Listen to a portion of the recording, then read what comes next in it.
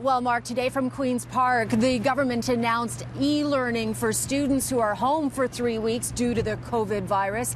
However, the Premier acknowledged today schools may not be reopening in the foreseeable future.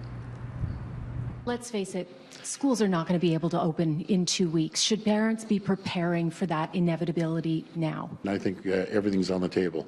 To answer that question, I'd be prepared for pretty well anything. Our number one priority is to make sure our kids are safe and they stay healthy. It's also a recognition of parents that we have a plan for the interim period for the next 2 weeks, and we will have a plan should Ontario's Chief Medical Health Officer expand that order for an additional 2 weeks or for the entire remainder of the semester. We have a plan to scale up learning, to help inspire young people to learn at home. Interesting. I didn't know. Now, for details on the e-learning, the goal is to prevent learning loss while school is out. It's not mandatory. It's to help parents keep their kids busy. It's online now for students from kindergarten to grade 12. And here's a sample of what students will see. I have $1. A whole dollar. A beautiful $1 coin. What to do? Elementary resources are designed to help young students learn at home with interactive activities. They're created to encourage participation through entertaining digital content. Our aim is to provide high school students with access to courses for students to review, to refresh, and to extend their learning through independent study. Now, the program was created by certified teachers and will have teachers who are acting as tutors to assist students. And for those who don't have a computer, the government is working with school boards to ensure that they can get one.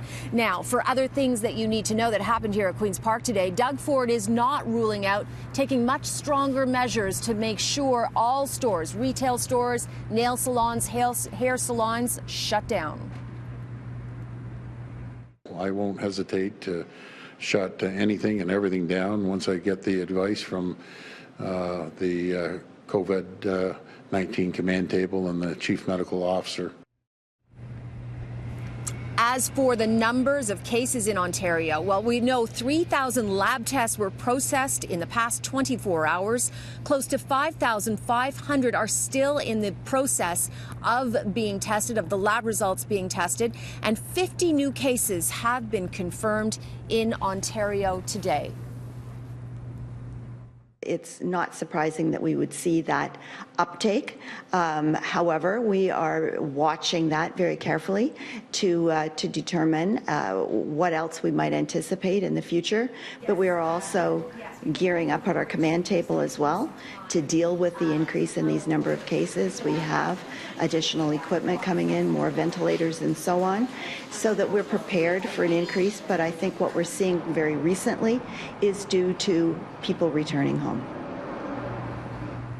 Now, Mark mentioned it in his story from City Hall a short time ago. Christine Elliott is stressing that the next few days are critical because all the travelers are coming back from March break, and she's stressing they have to stay inside. The Premier said the same in order to be able to try and flatten the curve.